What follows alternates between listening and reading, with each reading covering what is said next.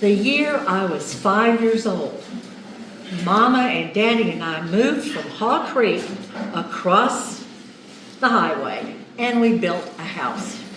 Now, my mama was a professor of botany, and she loved every growing thing. In fact, her thumb was green all the way up to her shoulder. And I got on a green shirt tonight, so you can imagine it was green all the way up to her shoulder.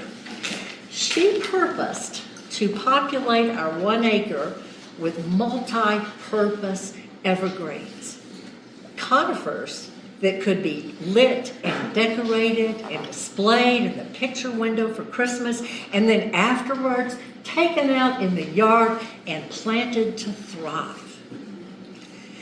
Now, every year, about the middle of November, she and I would go out to Jesse Israel's nursery in Candler. This was an outing that we both really enjoyed. Mama would walk through the container yard and out through the fields with Jesse, talking about new plants, new cultivars, and all the old favorites. Then we would tag our tree. And on the way home, we stopped at the Biltmore Dairy Bar for lunch. Ooh, yummy tuna salad sandwiches with crisp pickles and bright dill, creamy tomato soup, and always the rich, delicious Biltmore ice cream made right on the estate. On the way home, we usually picked up a little carry-out for Daddy from Buck's Drive-In on Tunnel Road. That was his favorite place to go for lunch. And then on the Saturday after Thanksgiving, Daddy and I would go back out to Jesse's with the Ford truck, and we'd bring back 100-pound balled and burlap spruce. That was a wonderful outing that he and I enjoyed. While we were gone, Mama started on the Christmas goodies. Oh, sugar cookies and wondrous shapes with all kinds of flavors of icings and sprinkles and silver shot and delicious chocolate nut fudge, homemade fruitcake that put Claxton in the shade, and delicious walnut divinity. So very good. In my mama's mind, the live tree, the Christmas goodies, and the Asheville Parade constituted our Christmas tradition, and she loved it and defended it. The year I was 9, Mama announced she was going to plant the final evergreen in the yard, not the Serbian, the Engelmann, the Colorado Blue, or the Norway spruce of prior years, but this year it was to be the crowned regent of Christmas trees, the Cadillac, the Fraser fir. I see that you know the Fraser fir. Oh, soft and full and lush with silky emerald green needles and that sticky resinous Christmas smell. Oh, it was the perfect tree. Mama said to Daddy, "John, this year I'd like for you to select our tree and bring it home." She wrote out the specifications for the perfect tree, 6 foot tall with a proper proportion of terminal to skirt. She said, "Now, make sure Jesse sells you a premium tree." She handed the note to Daddy. He smiled and folded it into his wallet. Now, the next afternoon, we went downtown for that parade. It formed up down on Valley Street, below the Asheville Police and Fire Departments. It wrapped around Pack Square, marched down Patton Avenue, executed a sharp right turn at Pritchard Park, and swept smartly up Haywood Street.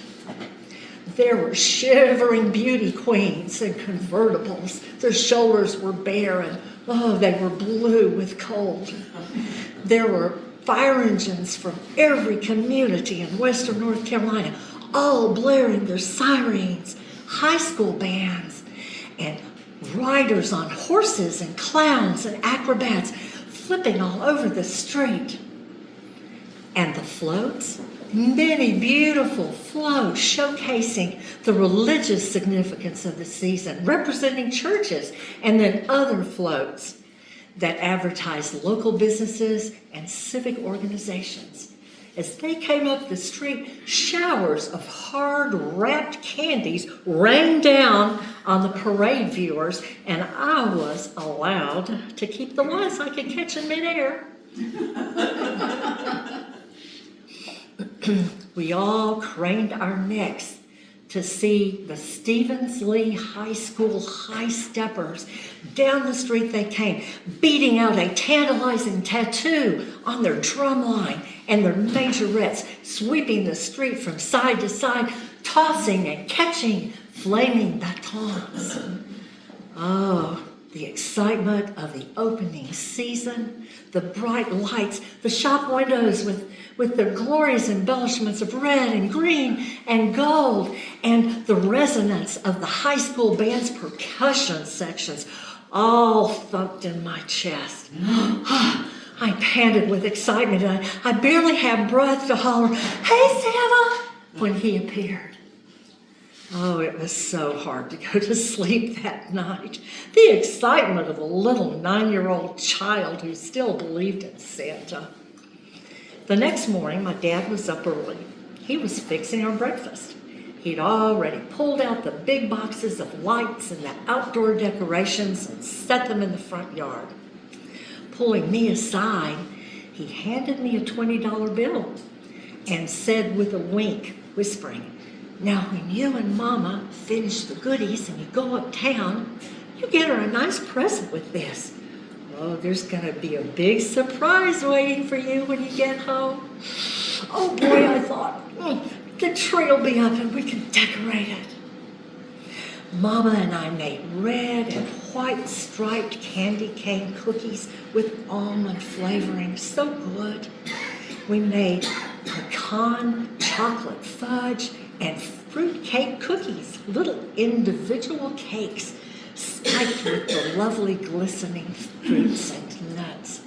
And Daddy's favorite, the yearly pecan and walnut divinity. So good. Then we went uptown. Well, before we went uptown, I'd like to say that this was an afternoon of love in the kitchen that involved billows of flour and confectioner's sugar and boiling substances and candy thermometers and just about every pot, bowl, implement, and utensil in the whole kitchen. What a season it was, and Santa yet to come. Uptown we went, parked on Page Avenue, and we visited Ivy's and John Carroll and Beaumarchais, where Daddy's $20 bill bought Mother a stately sculpted bottle of Charles of the Ritz hand lotion, while Mama pretended to browse the glove counter. The store was alive with eager shoppers, beautiful displays set atop the sales counters, mannequins dressed in sumptuous finery and perfumed air, with, I'm sure, at least 24 scents jostling for precedence in that store. The Christmas music fought with the excited chatter of the shoppers, and Mama said, "Ladies, don't gape," as I twirled and whirled to capture all of the sights and the smells in a whirl of sensation. One of the outside store windows had been transformed into a fantasy forest. It was populated by brown velvet teddy bears, child-sized.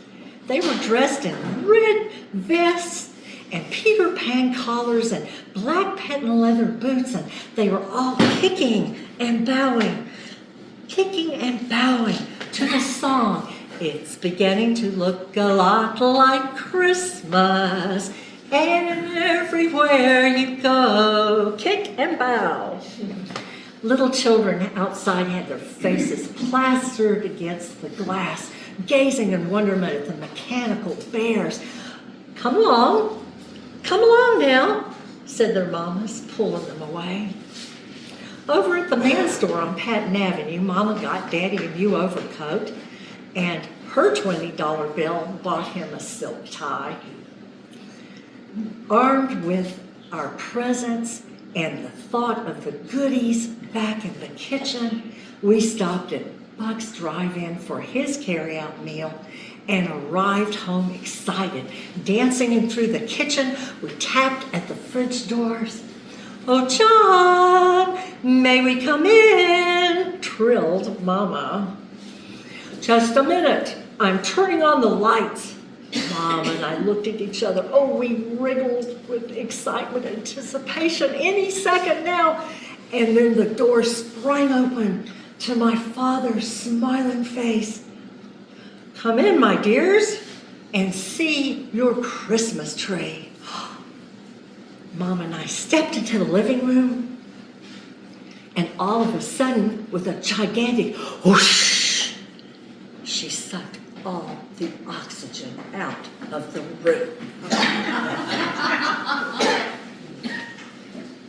Where were the soft, bouncing limbs?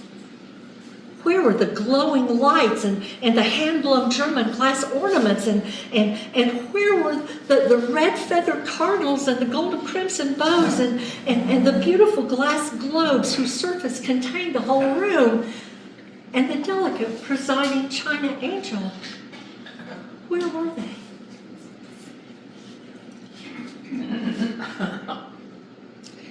A spinning wheel of garish primary colors illuminated this prickly aberration sitting atop her drum table in the window. There was a 4-foot aluminum pole in a stand. There were 16 naked branches tipped with exploded tinsel rosettes. Tiny plastic balls they swung dismally from the branches.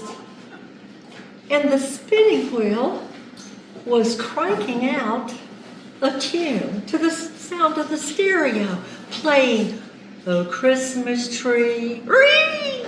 Oh, Christmas tree, ring!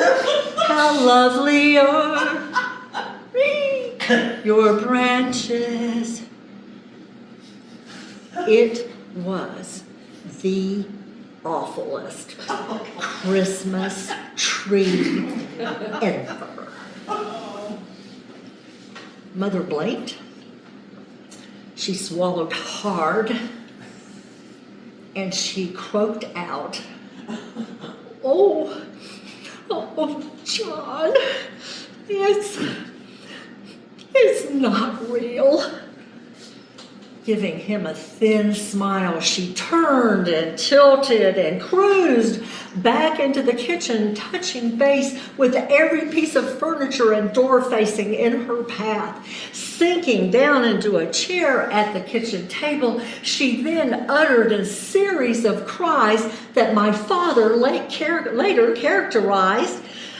described discreetly as a dying calf in a hailstorm under a tin roof.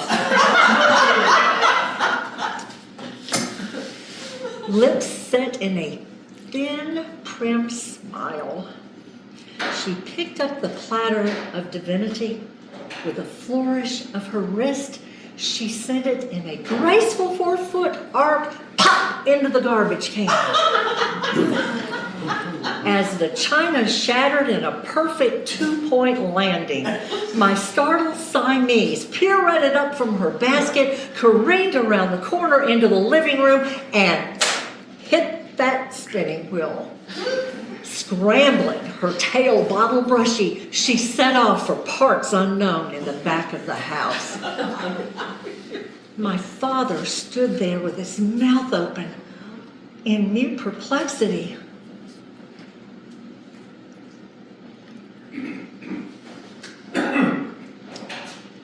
The year I was 36, my father and mother and I sat rocking on the front porch of the log house that my first husband and I built in Haywood County.